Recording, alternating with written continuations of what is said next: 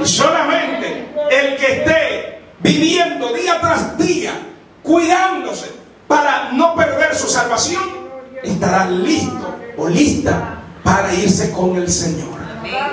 Ahora, la Biblia enseña en Daniel capítulo 12 que hay dos grupos entre los que van a resucitar. Amén. Hay dos clases de resurrecciones, en otras palabras. Verso 2: y muchos de los que duermen en el polvo de la tierra serán despertados. Daniel 12:2. Despertados por el poder de Dios. Mire qué grande es nuestro Dios. Él habla de los muertos como que están dormidos, porque para Dios es tan fácil resucitar un muerto como para usted levantar a alguien que está dormido o dormida. Y yo podría decir que hasta más fácil, porque hay personas que están dormidas que a uno le cuesta despertarlos. Bendito sea el Señor. Amén. Que hay que tocarlos y moverlos y estremecerlos, bendito sea el Señor, para que puedan despertarse. Pero Dios no tiene que hacer eso con nadie. Dios solamente con decir fulano o fulana resucita, esa persona resucita independientemente de cómo haya fallecido, de cuánto tiempo tenga de muerto o de muerta. El poder de Dios, hermano, da la orden y en el acto esa persona resucita. A su nombre, gloria. O sea, Caín, que murió hace tantos años atrás, en el día que el Señor diga Caín resucita, él va a resucitar, será despertado. Alabado sea el Señor.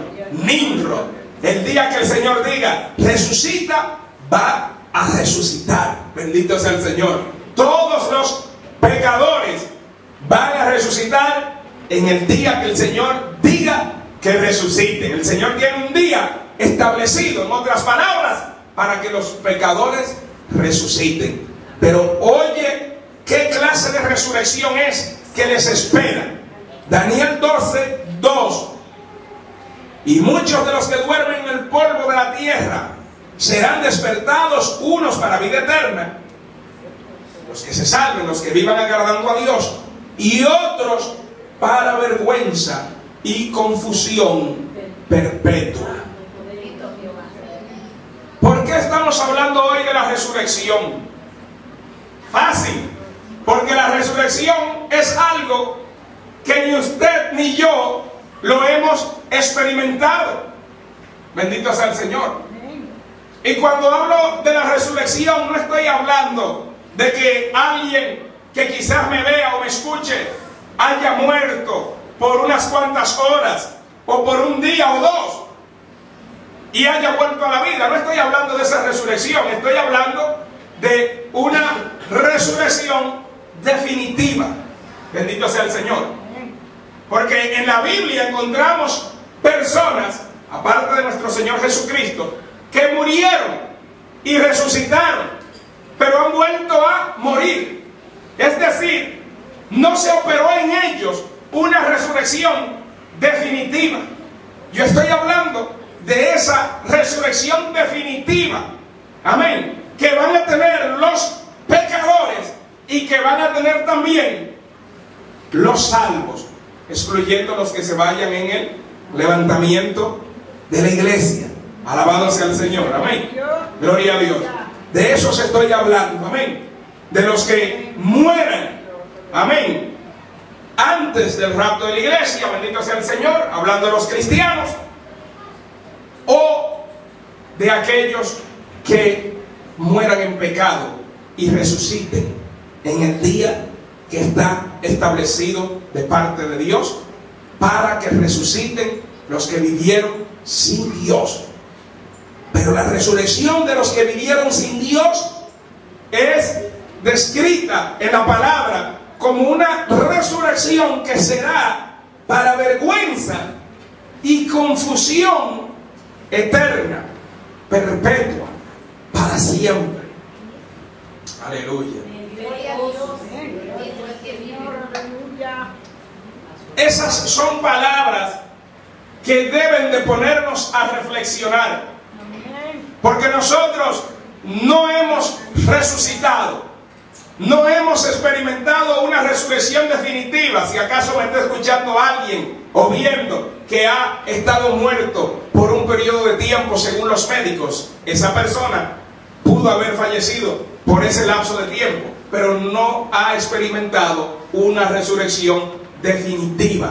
Esa persona todavía está aquí. Si es cristiana, el Señor le está dando oportunidad de que viva para Dios. Amén. Un tiempo más para el Señor recompensarle ese periodo de tiempo que esa persona vive aquí agradando a Dios. Si no es cristiana la persona, el Señor ha tenido mucha misericordia y le ha dado la vida nuevamente para que esa persona arregle cuentas con Dios. Bendito sea el Señor. Pero aquí en Daniel 12:2 se está hablando de esa resurrección definitiva, donde los que escogieron aquí vivir sin Dios van a ser despertados para vergüenza y confusión perpetua.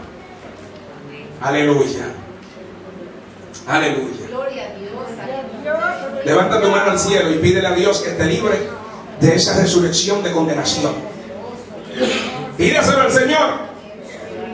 Porque ciertamente, aunque tú no te veas muerto en este momento, no te veas muerta en esta hora, estoy hablando físicamente, tienes que entender que a menos que tú te vayas en el rapto de la iglesia, si eres un cristiano verdadero, tú vas a experimentar la muerte y la resurrección.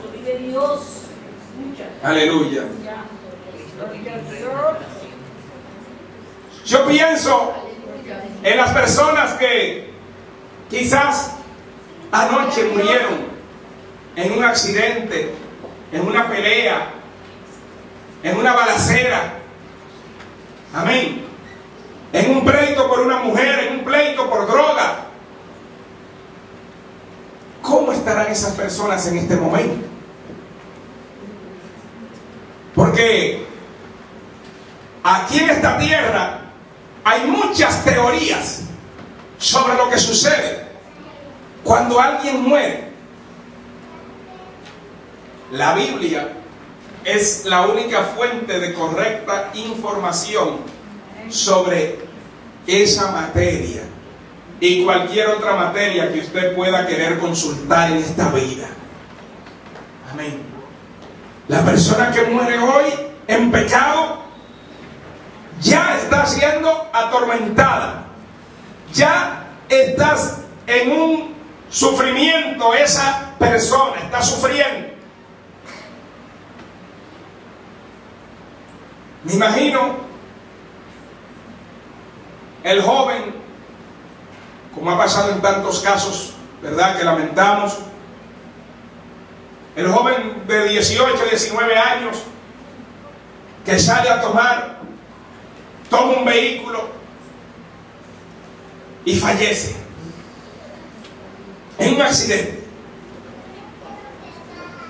Esa persona no le gustaba ir a la iglesia, esa persona no quería leer la Biblia, esa persona pensaba que tenía el mundo por delante, pero llega el momento donde esa persona despierta, por así decirlo, en una realidad muy diferente a la que él o ella había conocido mientras estaba vivo o viva físicamente.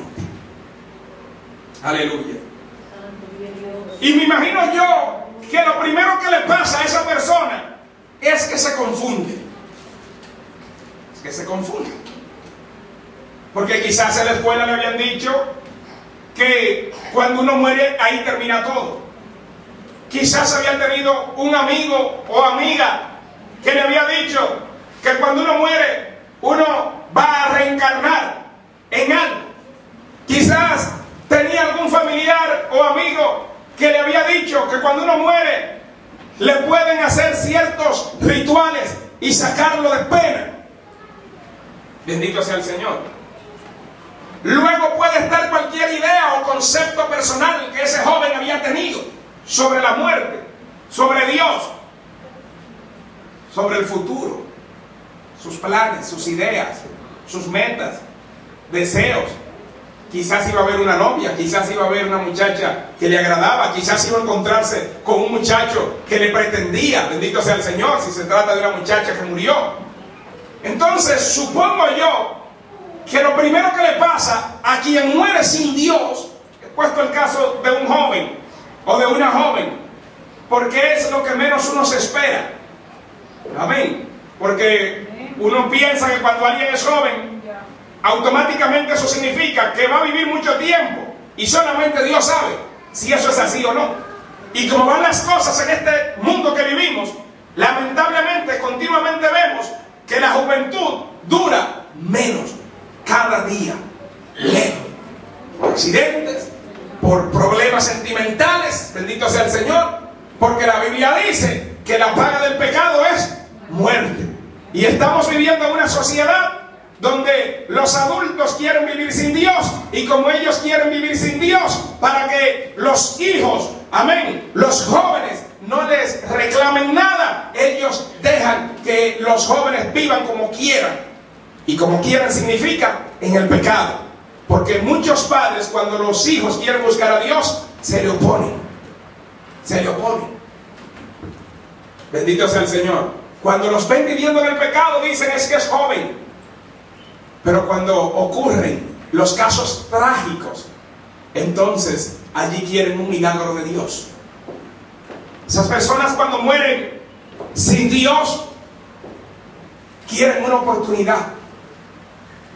Allí quieren volver a la vida. Porque todo el que muere entiende la verdad que la Biblia enseña, hermano, que hay un Dios todopoderoso, y que el que vive sin Dios irá a una condenación eterna, gústele o no, y que el que vive para Dios será recompensado. Créalo quien lo crea, o no lo crea quien no lo desee creer. Cuando uno muere, se da cuenta que eso es así. Bendito sea Dios. Pero ya está decidido hacia donde uno va a ir. Bendito sea el Señor. Hablo en sentido general. Yo sé que hay casos que usted puede escuchar de personas que estuvieron muertos y cuentan cosas que vivieron y que resucitaron. Esas son excepciones. Esas son excepciones. Usted no puede contar con eso.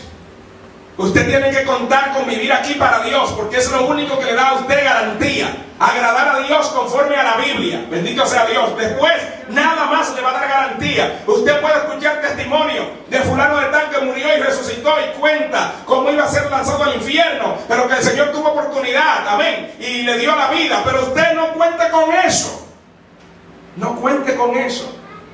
Cuente con el hecho de que si usted no se prepara para vivir para Dios, fácilmente usted se va a perder para siempre. No esté esperando excepciones en la vida suya, en esa materia.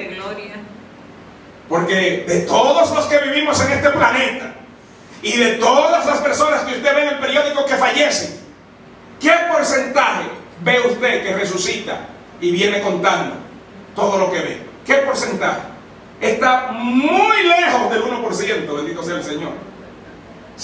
O sea que las probabilidades de que tú vivas sin Dios y fallezcas en un accidente y que Dios te vuelva a la vida son remotas. Bendito sea el Señor.